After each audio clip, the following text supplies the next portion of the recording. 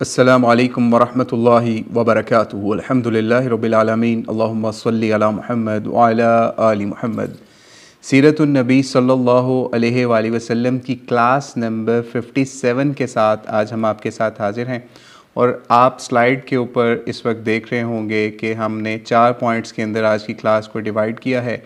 8 हिजरी को इस वक्त हम समझ लीजिए एंड कर रहे हैं। नबी इस्लाम की सीरत के 8वें यानी 8 हिजरी का जो साल था उसके अंदर जो आखिर के अंदर कुछ वाक़यात हुए, मामलात हुए, उसके ऊपर आज हम बात करेंगे।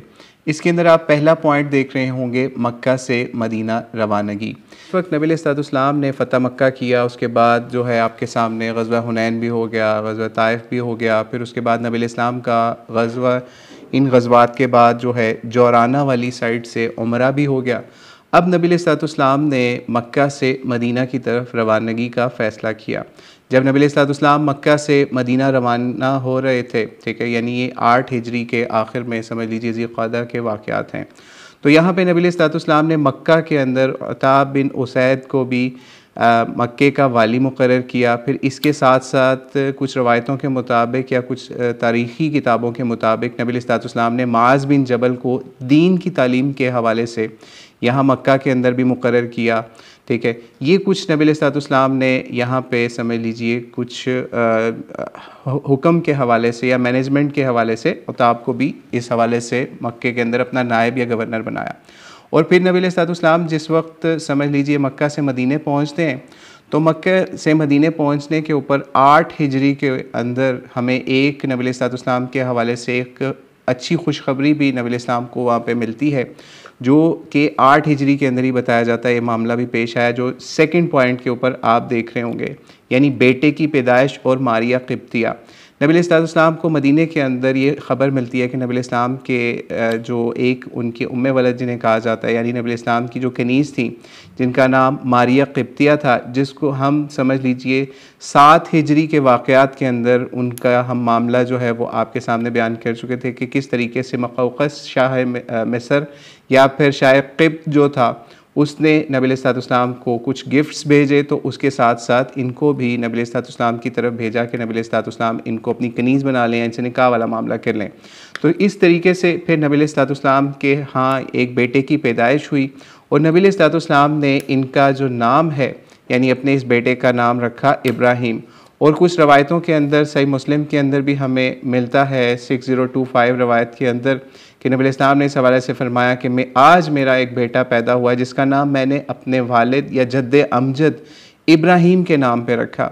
यानी इब्राहीम अलैहिस्सलाम के नाम के ऊपर जो नबियों में एक जलीलुल क़दर नबी हैं हज़रत इब्राहीम, उनके नाम के ऊपर नबी अलैहिस्सलाम ने अपने इस बेटे का नाम इब्राहीम रखा। लेकिन इसके हवाले से आपको बताते चलें कि चूँकि ये ज़्यादा देर तक हयात या ज़िंदा ना रह सके नबी अलैहिस्सलाम के साथ, तकरीबन कुछ रवायतों के मुताबिक 16 माह की उम्र में, कुछ के मुताबिक इससे भी कम उम्र के अंदर इनकी यानी हज़रत इब्राहीम अलैहिस्सलाम की वफ़ात हो जाती है। अच्छा, हम एक और चीज़ भी यहाँ बताते चलें कि सही बुखारी के अंदर या कुछ और हदीस की किताबों के अंदर जब इनकी वफ़ात का तज़किरा या इनका तज़किरा आता है नबी अलैहिस्सलाम के इस बेटे की वफ़ात का, तो उनके साथ अलैहिस्सलाम भी लिखा गया है। तो ये इससे भी पता चलता है कि ये सिर्फ़ ये ही नहीं है कि सिर्फ़ और सिर्फ नबियों के नामों के साथ अलैहिस्सलाम लिखा जाता है, बल्कि अम्बिया की औलादों के नाम के साथ भी या नेक लोगों के नामों के साथ भी अलैहिस्सलाम आप लिख सकते हैं। जैसे नबी अलैहिस्सलाम के इस बेटे इब्राहीम के नाम के साथ हदीस की किताबों के अंदर अलैहिस्सलाम लिखा हुआ आता है। तो हम चाहेंगे कि इस मामले को भी यहाँ पे समझ लीजिए क्लियर करें कि जब इनकी वफ़ात होती है तो उस वक्त क्या मामलात होते हैं, क्योंकि वो वफ़ात तो तकरीबन 9 से 10 हिजरी के आसपास होती है, लेकिन हम उसको इसी 8 हिजरी के एंड में ही कवर कर रहे हैं ताकि उस वक्त हो सकता है ये मामला स्किप ना हो जाए, क्योंकि इसके साथ कुछ ऐसे वाक़यात कंसीडर हो रहे हैं या हैं जो हम अगली आप देख रहे होंगे अगले पॉइंट्स के अंदर सूरज चाँद ग्रहण वाला भी वाक़या आपके सामने नज़र आ रहा है। तो हम इस हवाले से इसी वजह से इस मामले को यहाँ पे भी सोचा कि क्लियर करें, क्योंकि पिछले दिनों भी सूरज या चांद ग्रहण वाला मामला भी हुआ पाकिस्तान या और मुल्कों के अंदर भी, कुछ दुनिया के मुल्कों में।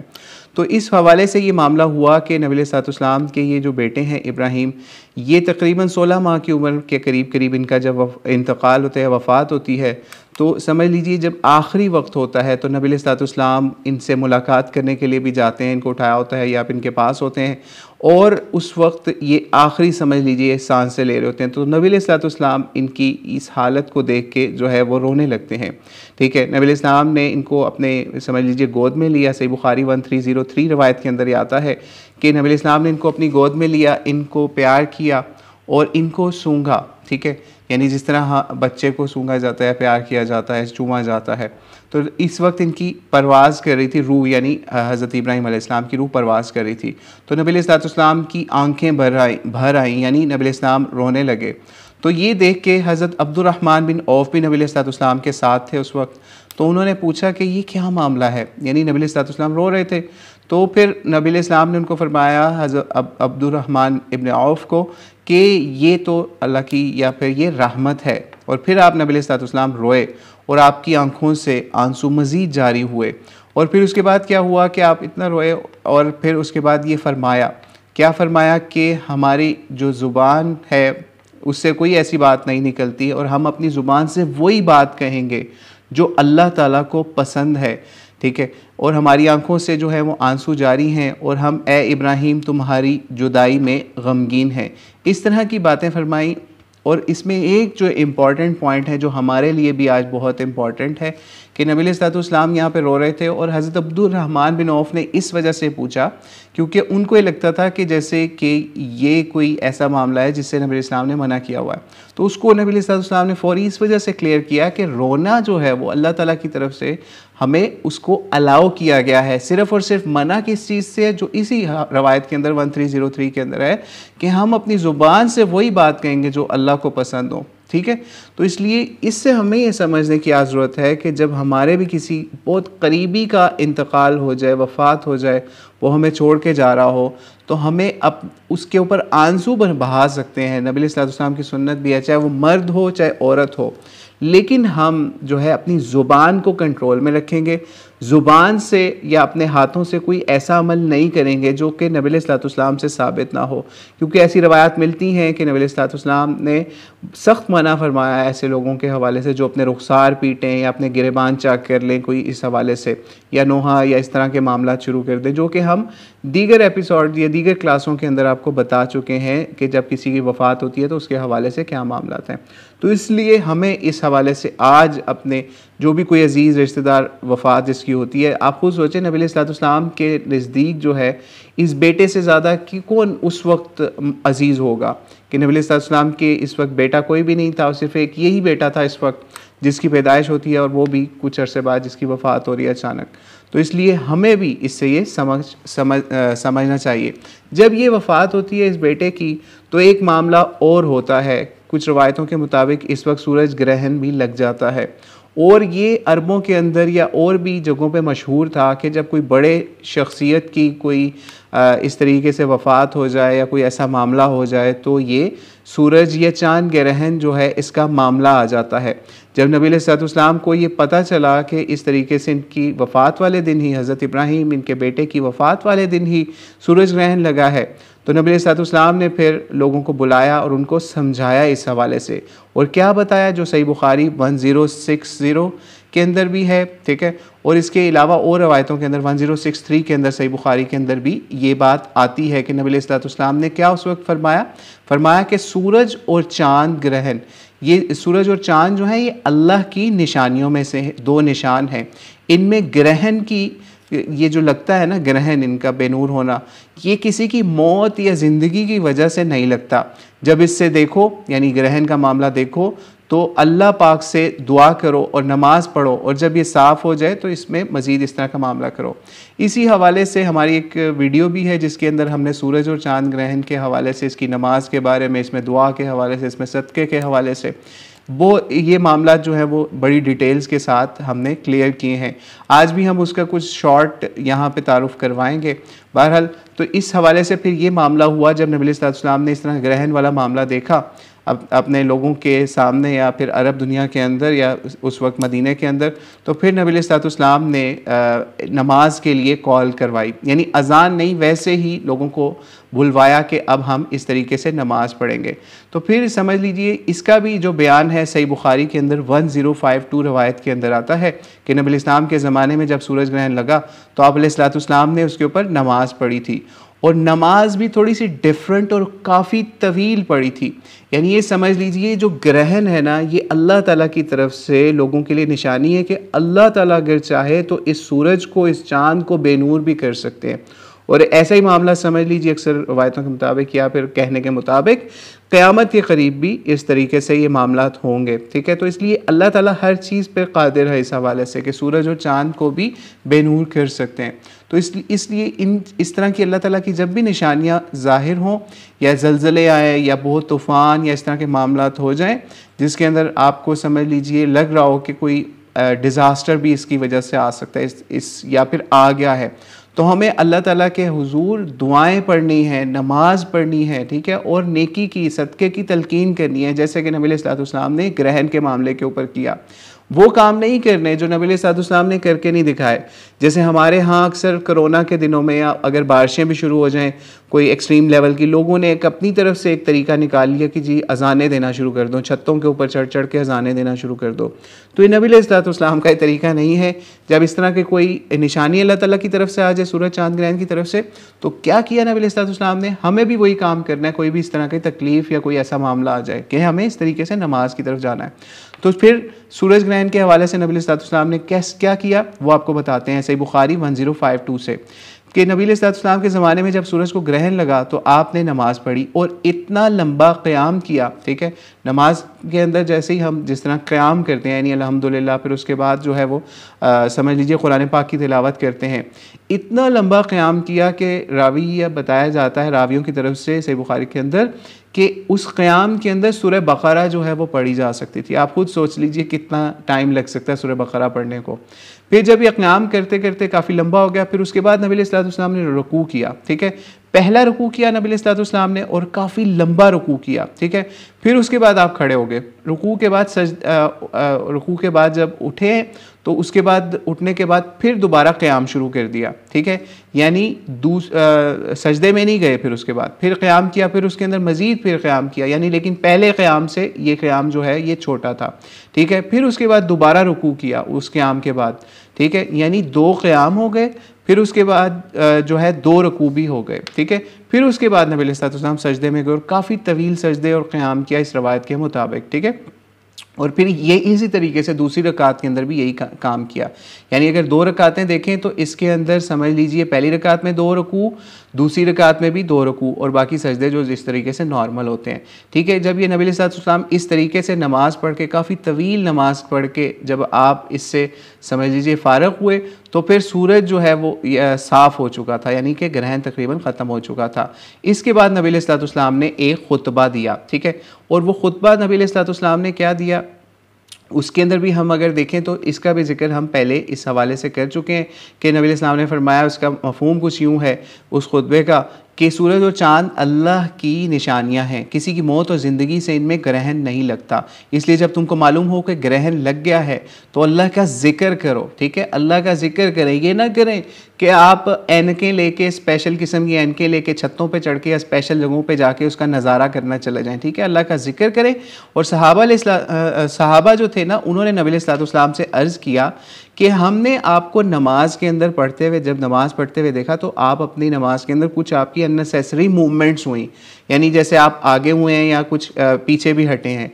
तो उसके ऊपर नबी सल्लल्लाहु अलैहि वसल्लम ने बताया कि मुझे जन्नत दिखाई जा रही थी और जन्नत के अंदर इतना मुझे अल्लाह ताला ने जन्नत करीब करके दिखाई कि मैं चाहता या फिर मैं देखा कि मैं उसका अगर कोई फल या खोशा जो है उसको अगर मैं तोड़ना चाहता या चाहा तो मैं उसको तोड़ सकता था। ठीक है, फिर इसी तरीके से मुझे जहन्नम या उसके खौफनाक मंजर के हवाले से भी बताया गया नमाज के अंदर ही नबी अलैहिस्सलाम को। ठीक है, और इसी तरीके से जहन्नम के हवाले से ये भी उस रवायत के अंदर आता है कि अल्लाह ताला ने नबी अलैहिस्सलाम को उस नमाज के दौरान जो मनाजिर दिखाया उसके अंदर औरतें जो है ना वो भी बताया कि जहन्नम के अंदर काफ़ी ज़्यादा हैं। तो फिर सहाबा ने किसी ने पूछा कि औरतें किस वजह से ज़्यादा हैं या क्या मामला है उनका। तो फिर नबी अलैहिस्सलाम ने फरमाया कि इनके कुफ़र की वजह से या इनके इनकार की वजह से। तो पूछा गया कि अल्लाह का कुफ़र करती हैं इस हवाले से, लेकिन एक और भी बात बताई गई कि ये अपने शोहरों के हवाले से भी नाशुक्री या उनके एहसान का भी कुफ़र करती हैं या इनकार करती हैं, यानी जो भी उनका एहसान होता है उसका इनकार कैसे करती हैं, यानी किस तरह से करती हैं।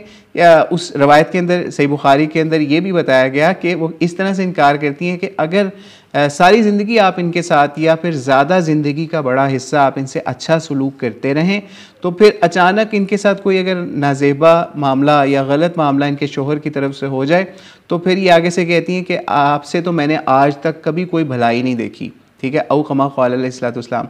तो सही बुखारी की इस रवायत के अंदर हमें ये भी पता चल गया कि सूरज ग्रहण चांद ग्रहण हो तो उसमें क्या मामला करना है। इसके अलावा नबी अलैहिस्सलाम को अल्लाह ताला ने नमाज के अंदर जन्नत भी दिखाई और उसके अलावा जहन्नम के मनाजिर भी दिखाए सही बुखारी की रवायत 1052 के अंदर। और इस हवाले से औरतों को भी नबी अलैहिस्सलाम ने इस हवाले से तलकीन की कि उनको अगर वो चाहती हैं कि जहन्नम में उनकी कसरत से तादाद ना हो तो उनको ये चाहिए कि वो इस तरीके से अपने जो है मामलात में नाशुक्री या कुफ़र या इस तरह के मामलात पे ना जाएं और अपने शोरों के हवाले से भी उनका जो एहसान उनके ऊपर होता है या फिर उनके अच्छे मामलात होते हैं उसके हवाले से शुक्रगुजारी वाला ही मामला करते रहें। ठीक है, तो इससे हमें ये पता चल गया कि आज भी सूरज ग्रहण चांद ग्रहण वाला मामला आता है। ठीक है, अच्छा सूरज ग्रहण जो होता है इसको हम इसकी नमाज को सलातुल कुसूफ भी कहते हैं। ठीक है, सूरज ग्रहण को कुसूफ कहते हैं और जो चांद ग्रहण है उसको खुसूफ कहते हैं, खुसूफ। ठीक है, तो इसलिए ये भी दो अक्सर लोग ये वर्ड्स जो है कसूफ और खुसूफ जो है वो मिक्स कर देते हैं इस हवाले से। तो इसलिए ये भी एक मामला हो गया नबी अलैहिस्सलाम के हवाले से कि उनके जब बेटे की डेथ होती है ये तो उसके ऊपर भी सूरज ग्रहण जब लगता है। लेकिन ये चीज़ हम पहले भी आपको वाज़ह कर चुके हैं कि ये 8 हिजरी में नहीं हो रहा, यानी पैदाइश तो इनके बेटे की जो नबी अलैहिस्सलाम के बेटे इब्राहीम अलैहिस्सलाम की हो रही है वो 8 हिजरी में हो रही है, लेकिन जो इनकी वफ़ात है वो 8 हिजरी के समझ लीजिए तकरीबन 1.5 साल के करीब हो रही है, यानी 16 मंथ्स के बाद हो रही है, यानी 9-10 हिजरी के करीब के जाकर ये मामला हो रहा है। ठीक है, तो इस तरीके से फिर ये मामला भी हो गया। अब हम आज के समझ लीजिए एक और चीज़ बताते चले, जो मारिया क़िब्तिया रज़ियल्लाहु ताला अन्हा थी ना, इनके हवाले से भी नबी अलैहिस्सलाम को जिस तरीके से हज़रत आयशा रज़ियल्लाहु ताला अन्हा के ऊपर कुछ इल्ज़ामात लगाए गए मुनाफिकीन की तरफ से और उसके अंदर आम लोग भी शामिल हो गए, तो इसी तरीके से सैयदा मारिया क़िब्तिया रज़ियल्लाहु ताला अन्हा के हवाले से भी कुछ इल्ज़ामात इनके ऊपर या इनके कुछ कोई रिलेटिव था उसके हवाले से लगाए गए। लेकिन अल्लाह ताला ने जिस तरह हज़रत आयशा रज़ियल्लाहु ताला अन्हा का इल्ज़ाम जो है उसको कुरान पाक के ज़रिए से दूर कर दिया था, लेकिन इनके ऊपर जो इल्ज़ाम लगा था उसका ज़िक्र कुछ रवायतों के अंदर मिलता है या तारीख़ी किताबों में मिलता है, उसको भी अल्लाह ताला ने समझ लीजिए बड़े आसान तरीके से दूर कर दिया। बल्कि इनके हवाले से अक्सर लोग एतराज़ भी करते हैं इनके कुछ मामलात के हवाले से, लेकिन इनका हिस्ट्री के अंदर बहुत कम इस हवाले से मिलता है इनकी लाइफ और इस तरह के मामलात। लेकिन अगर हम देखें कि इनकी जो लाइफ थी वो उसके अंदर नबी अलैहिस्सलाम की ज़िंदगी के बाद भी ये हज़रत अबू बकर सिद्दीक़ के ज़माने में भी रही। ठीक है, फिर हज़रत उमर रज़ियल्लाहु के ज़माने के अंदर बताया जाता है कि तकरीबन इनकी समझ लीजिए 16 हिजरी के अंदर इनकी वफ़ात होती है हज़रत मारिया क़िब्तिया रज़ियल्लाहु ताला अन्हा की, और इसी तरीके से समझ लीजिए इनका जो जनाजा भी पढ़ाया जाता है और इनको बक़ीउल ग़रक़द जो मदीने के अंदर बड़ा मशहूर कब्रिस्तान है उसके अंदर इनको दफनाया जाता है। और यहाँ पे हम एक बात फिर दोबारा रिपीट कर दें ताकि आपको ये याद रहे कि इसका नाम बक़ीउल ग़रक़द है, उस कब्रिस्तान का नाम जो नबी अलैहिस्सलाम की मस्जिद के करीब है, मस्जिद नबवी के करीब। इसका नाम जन्नतुल बक़ी नहीं है। ठीक है, तो ये भी एक चीज़ ज़हन में रखिएगा। आज के हम अब लास्ट पार्ट की तरफ चलते हैं, काब बिन ज़ुहैर का क़बूल इस्लाम। काब बिन ज़ुहैर असल में ये एक शख्स थे जो कि शायर थे, अरबों के यहाँ ये बड़े मशहूर शायरों के अंदर इनका मुकाम था, या मक्के के अंदर भी इनके मशहूर शायरों के अंदर इनका मुकाम था। जिस वक्त फ़तह मक्का होता है तो नबी अलैहिस्सलाम ने बहुत से शायरों को कत्ल के ऑर्डर भी करवाए। यानी आपको ये बात पहले भी हम बता चुके हैं शुरू की एपिसोड्स में कि शायरी जो थी अरब के यहाँ एक मीडिया का मुकाम रखती थी। यानी कि जो शायरों ने कह दिया वो धड़ाधड़ उसकी कॉपियाँ होकर पूरे मुल्कों के अंदर, पूरे शहरों के अंदर चली जाती थी। और people take it as a history, ठीक है, people take it as evidence of something, के वो इसको हिस्ट्री का हिस्सा समझते थे या फिर इसको एविडेंस का हिस्सा समझते थे कि शायरों ने तक ने ये बातें कर दी। तो वो जब नबी अलैहिस्सलाम के ख़िलाफ़ या सहाबा के ख़िलाफ़ ऐसी शायरी होती थी तो एक काब बिन ज़ुहैर भी उन लोगों में शामिल थे जिन्होंने नबी अलैहिस्सलाम और हज़रत अबू बकर सिद्दीक़ इनके बारे में कुछ गलत शायरी की हुई थी। लेकिन जब शायरों को कत्ल करने के ऑर्डर आए, इस तरह के जो भी गुस्ताख किस्म के शायर थे उनको कत्ल करने के ऑर्डर आए, तो बहुत सारे शायरों को कत्ल भी किया गया जिनका जिक्र हम फ़तह मक्का के हवाले से आपको बता चुके। लेकिन ये जो शायर थे काब बिन ज़ुहैर, ये भागे हुए थे किसी दूर के इलाके के अंदर और ये काबू नहीं आए। लेकिन इनके जो एक भाई थे जिनका नाम बुजैर बिन ज़ुहैर बताया जाता है, ये मुसलमान हो चुके हुए थे। तो इन्होंने क्या किया, इन्होंने अपने भाई को काब बिन ज़ुहैर को ख़त लिखा और इनको ख़त लिख के कहा कि काब बिन ज़ुहैर बिन असलमी इनका पूरा नाम बताया जाता है, कहा कि इस तरीके से नबी अलैहिस्सलाम ने आपकी कत्ल के ऑर्डर कर दिए हुए हैं और इस तरीके से बाकी भी जो शायर थे मक्के वाले और भी जगहों के जिन्होंने इस तरीके से नबी अलैहिस्सलाम की अहानत की हुई थी उनके कत्ल कर दिए गए हुए हैं। तो इसलिए आप जो है आप अपनी खैर मना लो, अगर इस्लाम कबूल कर लोगे तो नबी अलैहिस्सलाम इस्लाम कबूल करने वालों को या तौबा करने वालों को माफ़ कर देते हैं। जब काब बिन ज़ुहैर तक ये बात पहुँची तो इन्होंने फिर ये सोचा कि अब मैं क्या करूँ, ठीक है। इनको यही कुछ लोगों ने डराया भी इस हवाले से कि अब तो तुम गए। लेकिन जब इनको ये पता चला कि अब कोई रास्ता नहीं है मेरे पास और अल्लाह ताला की तरफ से इनके लिए हिदायत का भी रास्ता खुलना था, इनके भाई के ख़त की तरफ से भी, तो फिर इन्होंने ये डिसाइड किया कि मैं अब इस्लाम की तरफ चलता हूँ। फिर ये नबी अलैहिस्सलाम के पास 8 हिजरी के अंदर बताया जाता है, आखिर में 8 हिजरी के आखिर में नबी अलैहिस्सलाम के पास मदीने में आए। फजर की या सुबह की नमाज का वक्त था, नमाज के बाद इन्होंने नबी अलैहिस्सलाम के पास पहुँचे और नबी अलैहिस्सलाम से कहा कि इस तरीके से अगर काब बिन ज़ुहैर भी आपके पास आ जाए तो क्या आप उसको माफ़ कर देंगे? तो नबी अलैहिस्सलाम ने फरमाया हाँ मैं उसे माफ़ कर दूँगा। तो इन्होंने कहा मैं ही काब हूँ, तो मैं इस तरीके से अपने इस्लाम के हवाले से आया हूँ आपके पास, यानी इस्लाम कबूल करने आए थे और सारे गुनाहों के हवाले से तौबा करने आए नबी अलैहिस्सलाम के पास। और नबी अलैहिस्सलाम के पास उस वक्त कुछ अंसारी भी थे, ज़ाहिर बात है नमाज के बाद थे वहाँ पे। तो एक अंसारी उठा और उसने कहा मुझे आप इजाज़त दें मैं इसकी गर्दन उड़ा दूँ। यानी इससे पता चलता है नबी अलैहिस्सलाम की शान के अंदर गलत शायरी या गलत अल्फाज को इस्तेमाल करने का सहाबा के यहाँ क्या मुकाम था। एक बंदा इस्लाम कबूल करने आ रहा है लेकिन सहाबा की तरफ से नबी अलैहिस्सलाम से इजाज़त मांगी जा रही है, आप हमें इजाज़त दें, ठीक है। तो इससे पता चलता है कि ये भी इजाज़त नबी अलैहिस्सलाम के हाथ में थी उस वक्त भी, ये इसमें ओपन नहीं था कि जो मर्ज़ी जिसको कर दे, ठीक है। या फिर नबी अलैहिस्सलाम ने अगर ऑर्डर दिया हुआ है तो फिर उसके ऊपर कोई पकड़ नहीं होती थी अगर कोई इसको कर देते। तो खैर इसी तरीके से जब ये काब ने नबी अलैहिस्सलाम से तौबा की, नबी अलैहिस्सलाम ने इनको माफ़ भी कर दिया और जिस अंसारी ने इनके कत्ल का ऑर्डर मांगा था या इजाज़त मांगी थी नबी अलैहिस्सलाम ने उनको मना कर दिया, क्योंकि ज़ाहिर बात है इस्लाम अगर किसी ने कबूल कर लिया तो उसके साहब का गुनाह सारे माफ़ हो जाते हैं। और फिर इसी तरीके से एक मशहूर कसीदा जो है जो कि अरब के अंदर आज भी उनके जो अक्सर तराने पढ़ने वाले या फिर कुछ कसीदे पढ़ने वाले हैं वो आज भी उन्होंने ज़िंदा रखा हुआ है, उसको बांत सुआद के नाम से, बांत सुआद के नाम से एक कसीदा है, काफ़ी लंबा कसीदा है जिसके अंदर ऑलमोस्ट 58 जो हैं वो मिसरे या फिर शेर आते हैं। इन्होंने एक बहुत बड़ा कसीदा नबी अलैहिस्सलाम के हुजूर में पेश भी किया ताकि उनकी जो पुरानी ख़ताएँ हैं उनको इस तरीके से ये शायरी के ज़रिए से इस वक्त नबी अलैहिस्सलाम की नात के ज़रिए से, नबी अलैहिस्सलाम की तारीफ़ों के ज़रिए से उसको अपने साबिक़ा गुनाहों के ऊपर भी उनकी समझ लीजिए रिप्लेसमेंट की जाए अच्छे अल्फाज के ज़रिए से। तो ये बहुत लंबा कसीदा लिखा। अच्छा, उस कसीदे को पेश किया तो बताया भी जाता है नबी अलैहिस्सलाम ने इनको बुर्दा या फिर चादर भी उसके ऊपर गिफ्ट भी इनायत की। तो इसलिए इससे भी हमें ये पता चलता है कि अगर आपसे साबिक़ा ज़िंदगी के अंदर कोई गुनाह हो जाए, चाहे आप मुसलमान हैं या आप नॉन मुस्लिम थे काब बिन ज़ुहैर की तरह और आप इस्लाम कबूल करते हैं, तो आपको अपने पिछले गुनाहों की तलाफ़ी करने के लिए, उनको वाइट वॉश करने के लिए, उनको पाक करने के लिए अल्लाह से तौबा भी करनी है, और उसके अलावा उसके ऊपर आपने नदामत का भी इजहार करना है, और उसके अलावा उनको रीपे भी करना है। यानी फॉर एग्जांपल आपने किसी का कोई हक मारा हुआ है या कोई ऐसा मामला किया हुआ है, और अब जो है आपके पास ताकत आ गई है, तो आप उसको फौरी रीपे करेंगे, ठीक है, चाहे आपने इस्लाम कबूल भी कर लिया, ठीक है। तो इसलिए नबी अलैहिस्सलाम से भी उन्होंने इसीलिए अपने शायरी के हवाले से फिर उस माफ़ी के साथ साथ ये कसीदा भी आपके हुजूर पेश किया, जिसके अंदर आपकी बहुत ज़्यादा तारीफ़ें भी की गई इनकी तरफ से।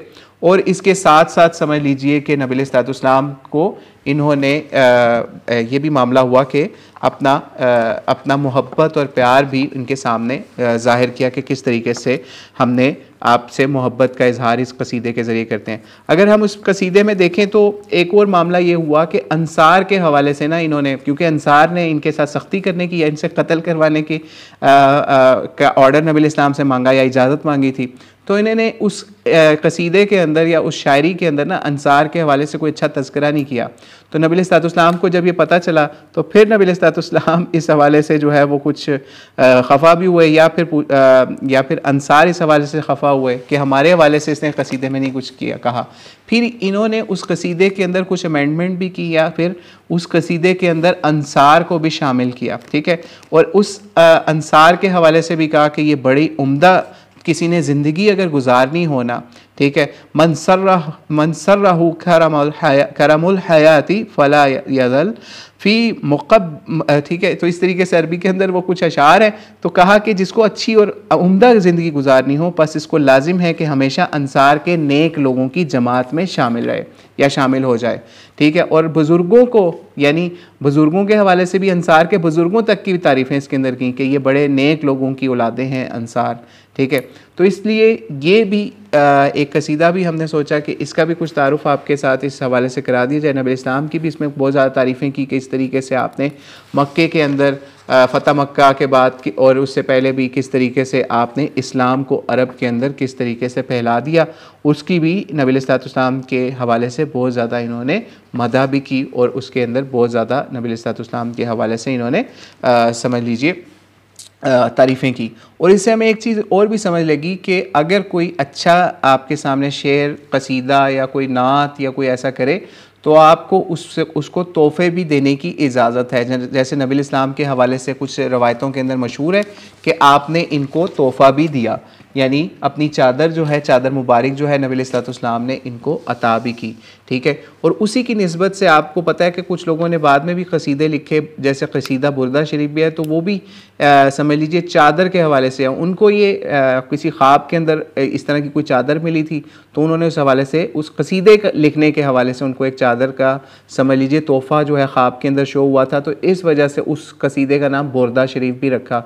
इमाम बोसीरी या एक किसी नेक बंदे ने जब कसीदा नबी इस्लाम की शान में रखा। तो इससे ये भी पता चलता है कि अगर हमें किसी को कोई गिफ्ट देना हो, नबी इस्लाम की शान के अंदर किसी ने कोई बहुत अच्छा काम किया हो, कोई शेर लिखे हों, कोई नात पढ़ी हो, तो हम उसको गिफ्ट दे सकते हैं। लेकिन इसमें एहतियात वाला पहलू जो है वो आपके सामने रहे कि नबी अलैहिस्सलाम ने जिस तरीके से एक चादर गिफ्ट कर दी, या और सहाबा अगर किसी को इस हवाले से कोई गिफ्ट करते थे, तो उसके अंदर ये मामला कभी नहीं पेश आया जिस तरीके से आज आप अपने यहाँ नात खानों को देखते हैं।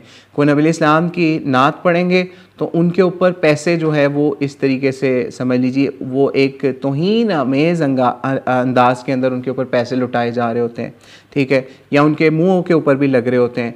तो इसलिए इस काम से भी हमें एहतियात करनी चाहिए कि अगर कोई इस हवाले से हो तो उसमें एग्जैजरेशन ना की जाए। उनको कोई नॉर्मल जो तोहफ़े हैं, तोहफ़े तहफ़ हैं, वो दे दिए जाएँ या कोई और मामला किया जाए। लेकिन कमर्शियली जो लोग नातों को बेचते हैं उनसे आप एराज़ करें, यानी जिन्होंने रेट मुकर्रर किए हुए हैं कि इतने लाख रुपए हमारे अकाउंट में कराओगे तो हम आ जाएंगे, ये वाले होटल के अंदर हमारी बुकिंग करवाओगे तो हम आ जाएंगे, ये हमें फैसिलिटीज़ दे दोगे तो हम आ जाएंगे।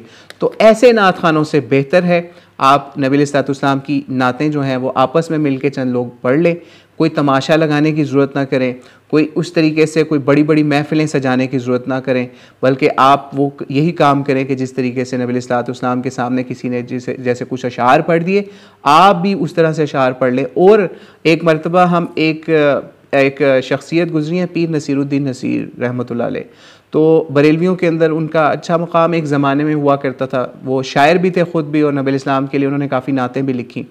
तो वो ये कहा करते थे, अगर आपने नात पढ़नी है ना, या नबी इस्लाम की शान में शेर पढ़ने हैं, तो आप तहज्जुद का वक्त हो, कोई आपके आसपास ना हो, अल्लाह सुनने वाला हो, आप अल्लाह की के हुजूर नबी इस्लाम की शान में शेर पढ़ें, फिर पता चलेगा कि आपने कोई नात, कोई शेर जो है ना वो पढ़ा है नबी इस्लाम की शान के अंदर। ये क्या हुआ कि आप ऐसे शेर पढ़ रहे हैं और वाह वाह वाह लोग कर रहे हैं। तो इसलिए हमें भी इस तरह के नेक लोगों की बातें समझनी चाहिए जो कि नबी इस्लाम की नात के हवाले से भी इतनी एहतियात करते हैं, और नात और शेरों के अंदर इतनी एग्जैजरेशन ना करें कि हम नातें पढ़ रहे हों, सुन रहे हों, और हमें यही ना पता हो कि हम नात जो है वो अल्लाह ताला के लिए कह रहे हैं या फिर रसूल इस्लाम के लिए कह रहे हैं। यानी ऐसी ऐसी नातें हो गई जिसके अंदर लोगों ने अल्लाह ताला की तरह के अल्फाज जो हैं वो नबी इस्लाम से मनसूब कर दिए, यानी हमद वाले अल्फाज नातों के अंदर मिक्स कर दिए। तो इस हवाले से भी बहुत एहतियात की ज़रूरत है कि नात कहना कोई इतना आसान काम नहीं है कि कोई भी उठे और शेर लिखना शुरू कर दे और काम करना शुरू कर दे। ऐसा हमें बहुत एहतियात की ज़रूरत है, नात पढ़ते हुए भी, कहते हुए भी, और इस हवाले से हमें बहुत एहतियात की ज़रूरत है। तो अल्लाह ताला से दुआ है हमें नबी इस्लाम के लिए दुरूद और सलाम नाते पढ़ने वाला बनाए, लेकिन इसके अंदर जो एहतियात है या नबी इस्लाम की सीरत है, सुन्नत है, उसको फॉलो करने वाला बनाए। वल्लाहु आलम बिस्सवाब। अस्सलामु अलैकुम वरहमतुल्लाहि वबरकातुहू। अगर किसी का कोई क्वेश्चन है तो वह लिख के सेंड कर दे, अदरवाइज़ हम फिर स्ट्रीम को लेफ़्ट करते हैं।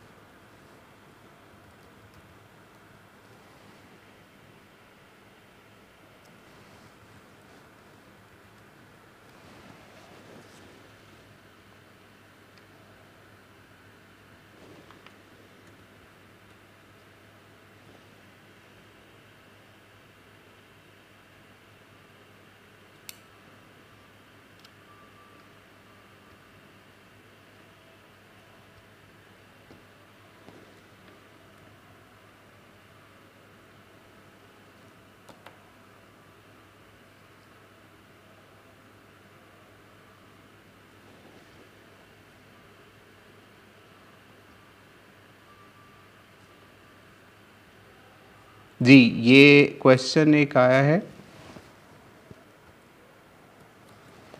जी, ये क्वेश्चन आया है कोई आदिल साहब में कि सबसे बेहतरीन सीरत की किताब कौन सी है आपके नज़दीक।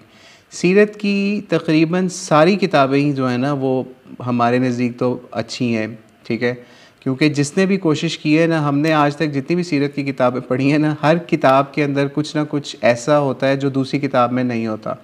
लेकिन वैसे अगर आप देखें कि सीरत के हवाले से काफ़ी डिटेल्स अगर किसी किताब में है तो वो समझ लीजिए ये एक हमारे पास किताब है सीरतुल मुस्तफ़ा, ठीक है, ये सीरतुल मुस्तफ़ा है।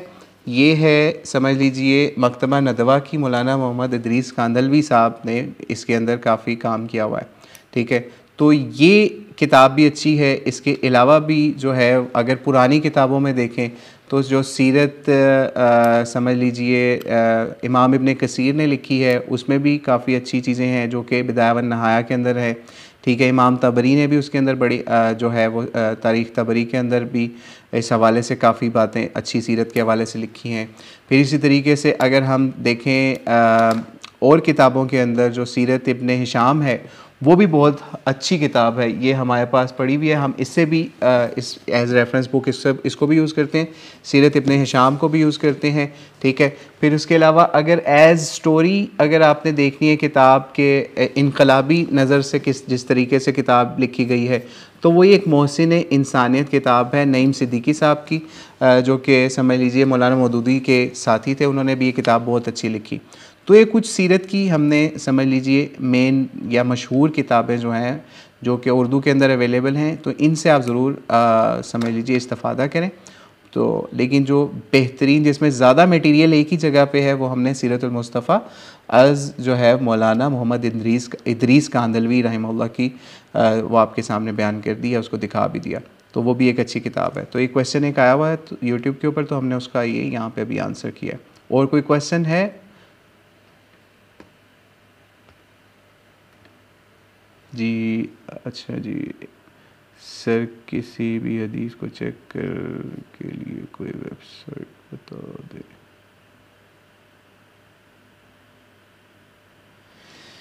जी ये किसी ने लिखा हुआ है, क्वेश्चन है, ये ऑफ टॉपिक है। सर किसी भी हदीस को चेक करने के लिए कोई वेबसाइट बता दें।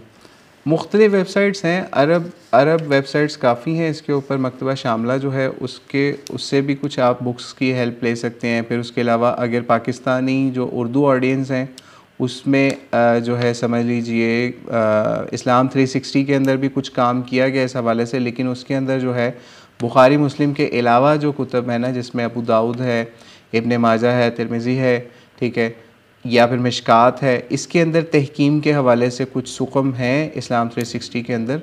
लेकिन ओवरऑल ओवरऑल ठीक है इस्लाम 360 के अंदर भी। लेकिन बहरहाल उसके लिए हर समझ लीजिए उसके लिए आपको डिफरेंट वेबसाइट्स अवेलेबल हैं। आप गूगल के ऊपर ऐसी वेबसाइट्स को तलाश भी कर सकते हैं, ठीक है। और हम देखेंगे अगर हमें कोई एग्जैक्ट कोई ऐसी वेबसाइट मिलती तो वो भी हम आपके साथ किसी वक्त शेयर भी कर देंगे इस हवाले से। लेकिन ज़्यादा बेहतर यही होता है, कोई भी हदीस आप समझना या पढ़ना चाह रहे हो तो उसमें उलमा से रब्ता करें, ठीक है। फिर आप इस हवाले से जा सकते हैं। फॉर एग्ज़ाम्पल आपको एक छोटी सी मिसाल देते हैं, सही मुस्लिम है, कितनी ऑथेंटिक किताब है। उसी किताब के अंदर अगर आपको ऐसी हदीस मिल जाए कि अगर आपने पानी खड़े होकर पी लिया तो वो क्या कर दी जाए, ठीक है, हुक्मा क़ालतुल्लाम नबी इस्लाम से मंसूब करके, उसी के अंदर आपको हदीस मिल जाए कि नबी इस्लाम जो है वो चलते फिरते खा और पी भी लिया करते थे, ठीक है। तो अब आप क्या करेंगे? तो अब आपको उसके लिए उलमा से ही रब्ता करना पड़ेगा कि इस चीज़ को चेक करने के लिए हम क्या करें। इसमें ये नहीं होगा कि आप इस्लाम 360 में जाएं और सर्च कर लें कि या और जो ऐप्स हैं उसके अंदर इजी कुरान और हदीस की एक ऐप है, उसमें सर्च कर लें कि उन्होंने क्या इसकी तहकीम की है, ठीक है। तो उसके लिए फिर आपको उलमा से रब्ता करना पड़ेगा। लेकिन ओवरऑल जनरली आपको समझ लीजिए बुखारी मुस्लिम से ज़्यादा उसमें ऑथेंटिक अहादीस हैं। या फिर मिशकातुल मसाबी के अंदर भी उलमा ने बाद में तहकीम वाला काम किया है, शेख ज़ुबैर अली ज़ई के ने भी, और उसके अलावा अल्लामा अलबानी रहमहुल्लाह ने भी। तो उनकी तहकीम के ऊपर भी इस तरीके से आप एतबार कर सकते हैं या फिर उससे समझ सकते हैं, पढ़ सकते हैं। जी ये भी एक यूट्यूब के ऊपर सवाल था तो उसको ही हमने यहाँ पर रिस्पॉन्ड किया है। जी एक और वालेकुम सलाम व रहमतुल्लाहि व बरकातहू, ये भी एक भाई ने इस्लाम किया है।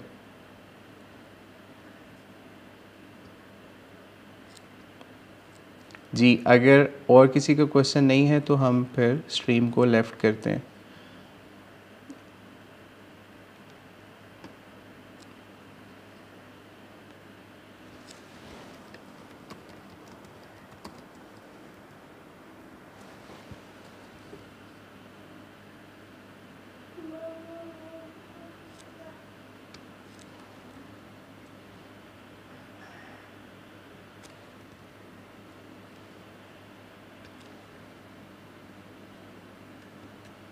जी अभी हम गूगल मीट के ऊपर लेफ़्ट करें, यूट्यूब पे भी अभी हम क्लोज़ कर देंगे इंशाल्लाह। अल्लाहु अलम बिस्सवाब। अस्सलामु अलैकुम व रहमतुल्लाहि व बरकातहू।